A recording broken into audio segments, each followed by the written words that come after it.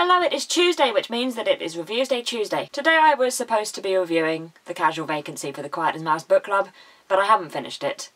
It's like War and Peace all over again. It's not quite as bad as War and Peace. I've almost finished The Casual Vacancy and I will review it next week. But this morning I went to the cinema for the first time in over a year. It's been a long time, and I saw Cinderella. So I'm going to review that today. I'm also going to review Frozen Fever, the Frozen short, which was played before the film. So let's start with that. In Frozen Fever, we rejoin Anna and Elsa at their castle. It is Anna's birthday, and Elsa wants to throw her a wonderful party. However, Elsa has a cold and is not at her best, and whenever she sneezes, these little cute tiny snowmen appear and they cause a little bit of havoc. It was nice to see how the characters are getting on, and in the short we visit quite a few of the locations from the film, which made me feel oddly nostalgic. It was a nice little short. There wasn't much to it. There was one song. It's not the most catchy or memorable song. It was more to just further the plot. I liked all the little scenes of Kristoff and Sven trying to keep all the party preparations on track, aided and abetted by Olaf. It was fun, and I'd like more films in the cinema to begin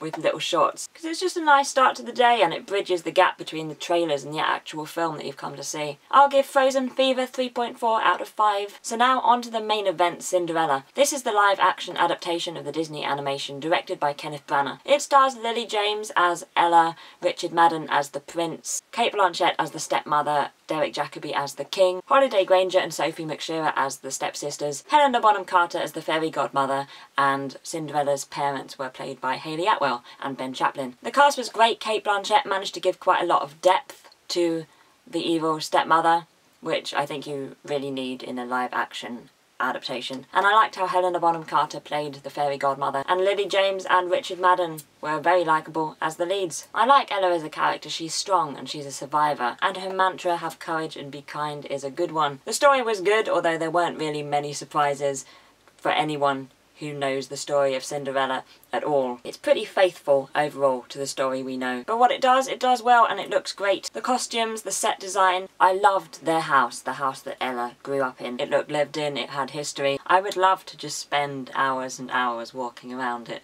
It looked amazing. As I said, the costumes were great, you know, Ella's ball gown and wedding dress especially, but I think my favourite costumes belonged to the Ugly Stepsisters. They were so bright and garish and over the top. It was a good film overall. I think it was at its best in the middle. You know, the really famous part of the story, the fairy godmother arrives, pumpkin into coach, mice into horses, Cinderella's ball gown, goes to the castle, dances with the prince, has to leave as the clock strikes 12, glass slipper left on the stair, you know, all that bit. I think it was done very well, and I think that was my favourite part of the film. And I'm glad that that was done very well, because I've been waiting for it. It wasn't groundbreaking, but it had a good message, have courage and be kind, and it's nice to have a bit of magic, a bit of a fairy tale in your life occasionally, isn't it? I enjoyed it. I'll give it 3.9 out of 5. So that's it for today. I will be reviewing The Casual Vacancy next week. Do let me know what you think about Cinderella and Frozen Fever if you have seen them. I hope you have a great day, and I'll see you tomorrow.